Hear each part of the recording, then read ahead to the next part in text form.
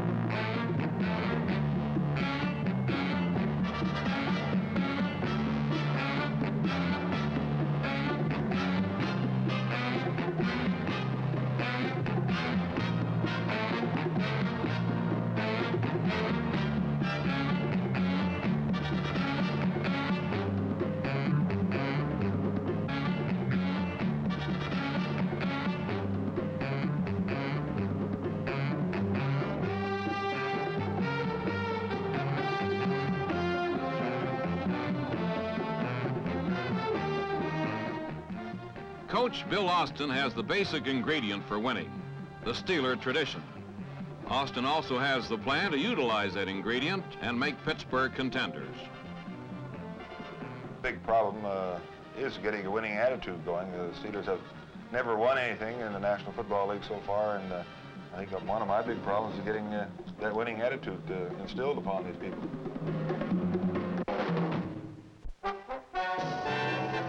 Bill Austin has the hitters.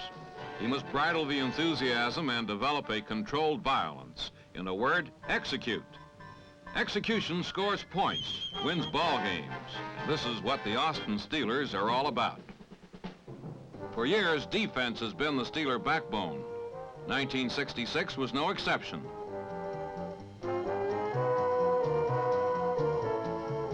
John Baker, number 78, captained the defense. His specialty was terrorizing quarterbacks. Baker's counterpart, Ben McGee, was right there to capitalize. McGee had the knack of being where the football was.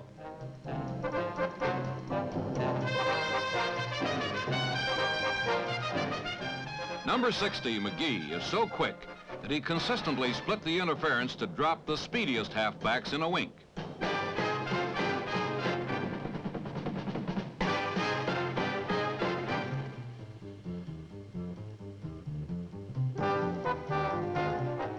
The Steelers work well against the sweep, individually or collectively.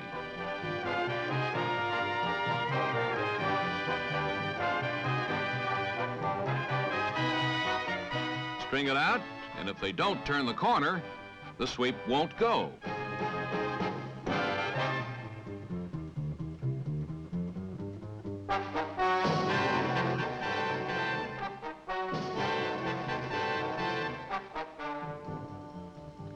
The rush up the middle came just as hard. Cordes, Gunnels, and Hinton are the tackles. And tackle they did.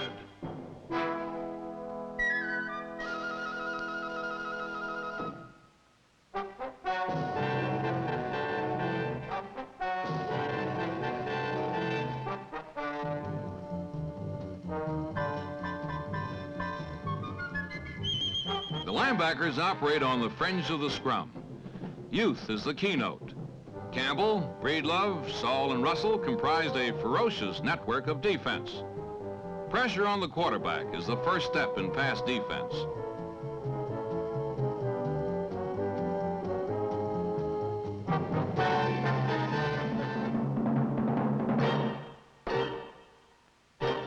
In the secondary, the backs capitalize with precision.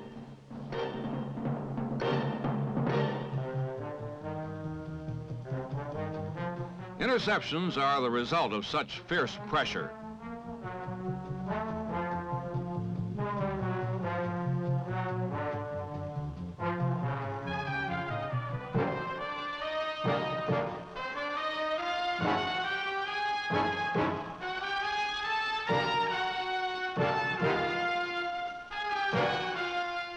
An interception for a touchdown is the ultimate.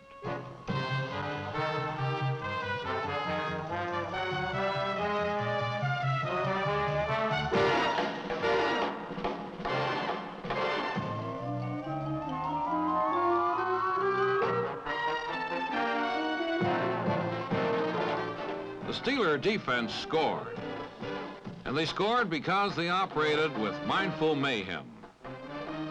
They took a tradition of aggressiveness and made it pay dividends.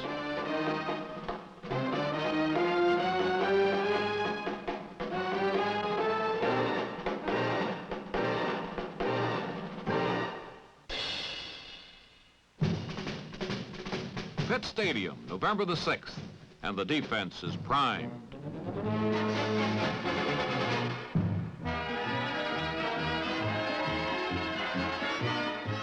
The first half is dominated by a blitzing, crashing Steeler rush.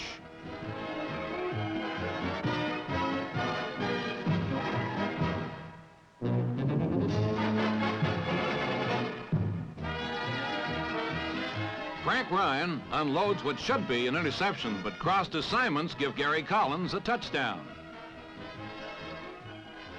Pressure in the line forces a bad snap, and Groza misses the point after.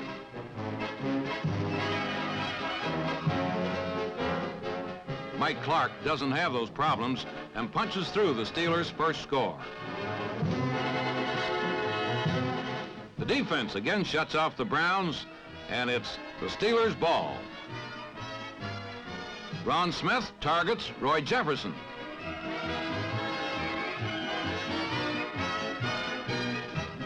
Ray Mansfield and Larry Gagner clear out enough yardage to pull Pittsburgh into field goal range.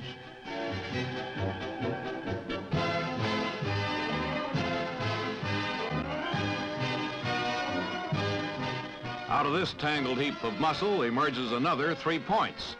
Defense, more defense, and then it's the offense. Early in the fourth quarter, Smith calls Willie Asbury on the draw.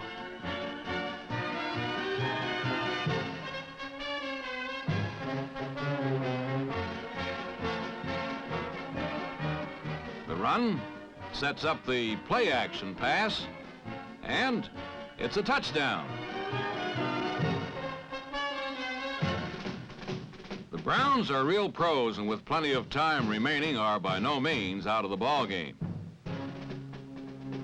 For the remainder of the day, it'll be up to the defenders.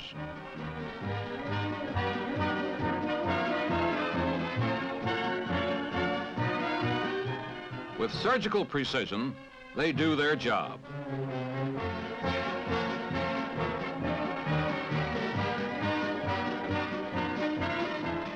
Rush, harass, defend. It's constant pressure, and the pressure is rewarded. The Steeler defense is a portrait of mindful mayhem. A capping score, and the Steelers have beaten the perennial Eastern contenders. The win was won for the defense. Coach Bill Austin has succeeded in harnessing the Steeler tradition. Gone are the days.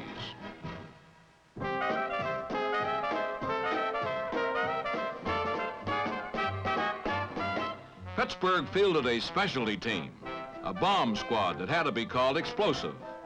It was a bomb squad with a very short fuse indeed.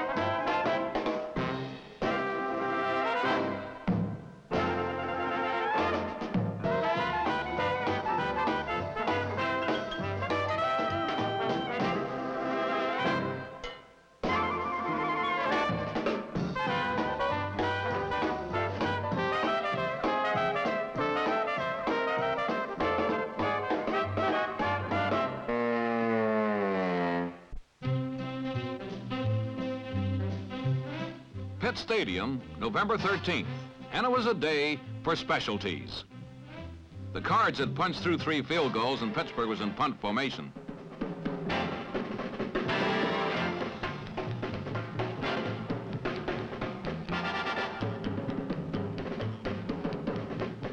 The excellent field position allows Mike Clark to kick his first of 3 field goals. It was this sort of performance that brought Clark a ticket to the Pro Bowl. The bomb squad, offense and defense at once. Andy Russell executes his assignment to perfection. In an instant, the defenders are attackers.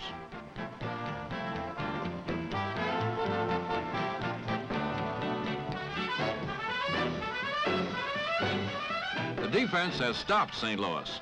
They'll go for the 3-pointer. Brady Keys fields the attempt and initiates offensive momentum.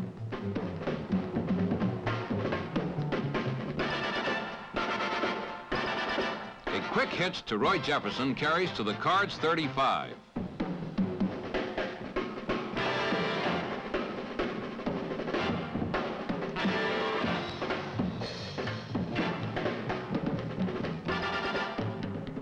This type of field position almost ensures 3 points.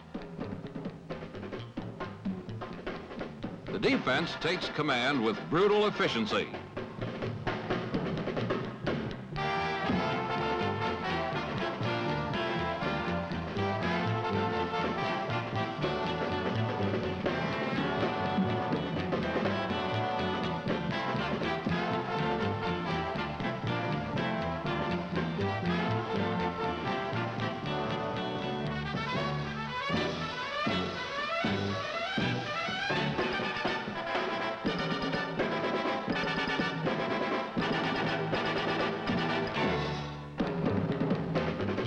The specialty team has piled up 16 points, the margin of victory.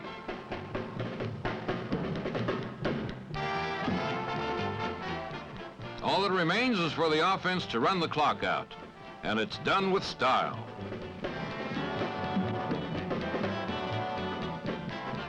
Third down, the big play.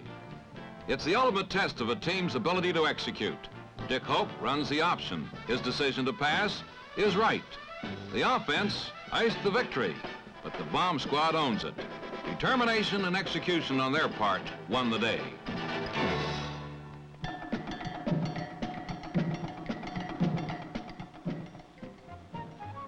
My ball club is quite a young ball club. We have quite a number of players who have only played 1 or 2 years, and it's in the National Football League, you really don't produce till your 2nd, 3rd, or 4th year, and we're looking for some good things from some of our young players. Coach Bill Austin was denied that precious time of seasoning. In the 2nd game of the year, Bill Nelson came up lame. The loss of a starting quarterback will breed confusion on any team. Sometimes receivers were overlooked.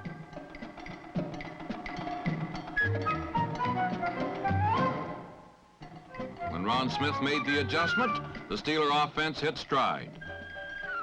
Smith went on to direct the Steelers to a 17-3 win over the Lions. The big play was this 84-yard strike to Jefferson.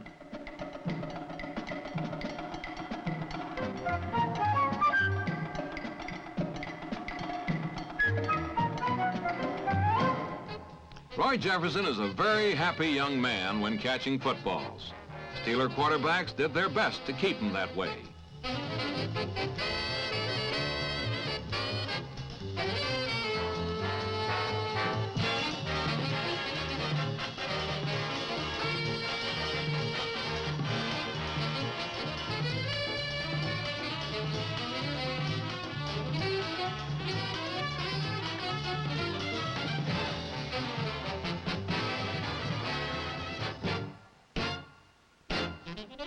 Jefferson is the bomb threat. Of the full-time receivers in the league, Roy had the best average gain per reception.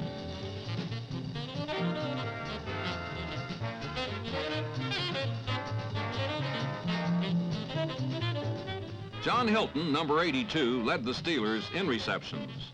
His position is tight end, and he has the size and strength to play it well. A quick strike to Hilton meant ball control in 1966.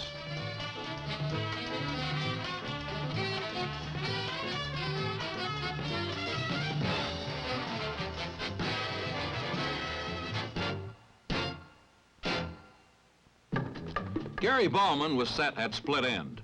Meticulous patterns plus an instinct for the game made him one of the best. The receiving corps has depth and strength. To strengthen another facet of the Steeler attack, Ballman was traded to Philadelphia for fullback Earl Groh. It was a trade of strength for strength. Groh is a determined runner who can bust tackles. A ground attack isn't runners alone. It starts in the line. Larry Gagner typified the new offensive precision. The line began to open holes.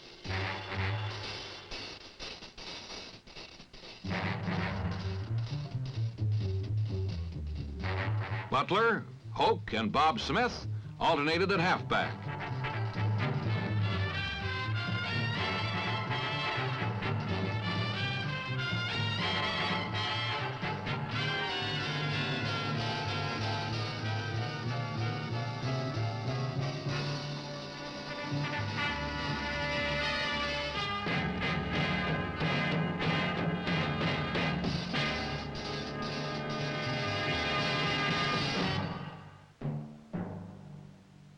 Willie Asbury was set at fullback. Asbury is not a big fullback by NFL standards, but he did the job. He scored points.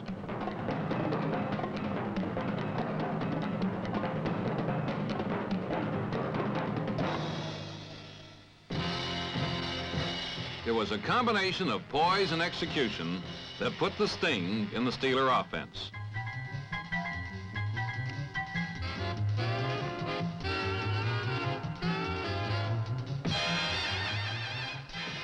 Dick Hoke carries out his fake so well that the Eagle linebacker is frozen, allowing Asbury a free route. By the time the play breaks, Asbury has a 6-yard jump and a clear path to a touchdown. Bill Nelson runs Asbury on the draw. Willie delays that agonizing second that sends the defense past the mark. This is the type of execution that rolls up yards. Hoke and Hilton execute a perfect halfback option.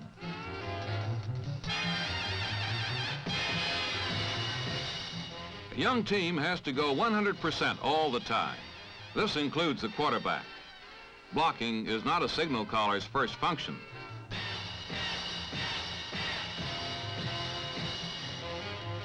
A hair-splitting pass in a strategic situation is.